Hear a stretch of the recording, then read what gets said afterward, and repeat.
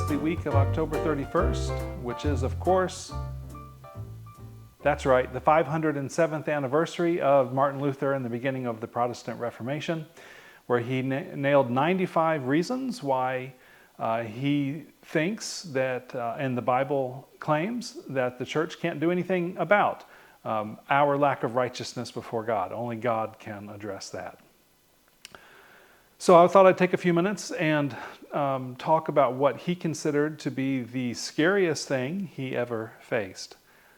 The most horrifying thing, what haunted him for years, and that's the righteousness of God.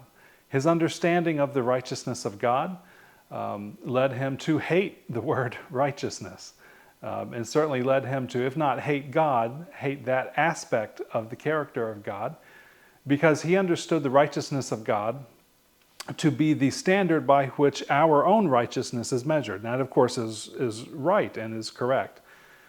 But he was lost for hope that our righteousness could ever measure up, which, of course, is right.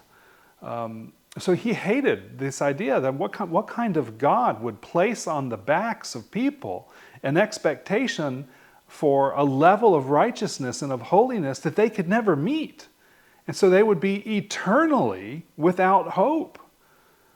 Then one day he was reading in Romans, because by this time he was professor of Bible at the university there in Wittenberg, which is an interesting story of itself.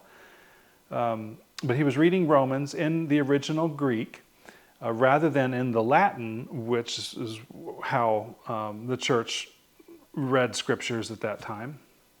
And he was used to the term for just or for righteousness to be used to facere, which is the Latin term which means to make righteous. But the Greek uses the term dikaiosune, which means to regard as righteous. The word for justification and to be righteous, to be declared righteous, is dikaiosune. So he was reading in the Greek Romans chapter 1 in verse 17, where the Apostle Paul says, "For in it," that is in the gospel, right? Because in verse 16, he just talked about how he is not ashamed of the gospel and so forth. "For in the gospel, the righteousness of God is revealed from faith to faith. For it is written," and then here comes a quote from the Old Testament prophet Habakkuk, "The just shall live by faith." Previously, he understood that verse to mean that the righteous will live lives of total faithfulness before God. But since we can't live lives of total faithfulness, how then can we ever be righteous?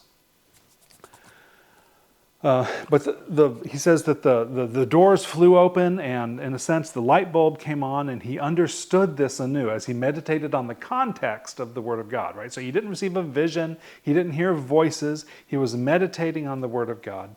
And he understood anew that what is being said there is that those who are regarded as righteous, those who God counts as righteous, those whom God declares to be righteous, apart from their actual works of righteousness. So those who are declared as righteous by faith, right? Those whose righteousness comes by faith will live. So there's my dog. I think FedEx is here.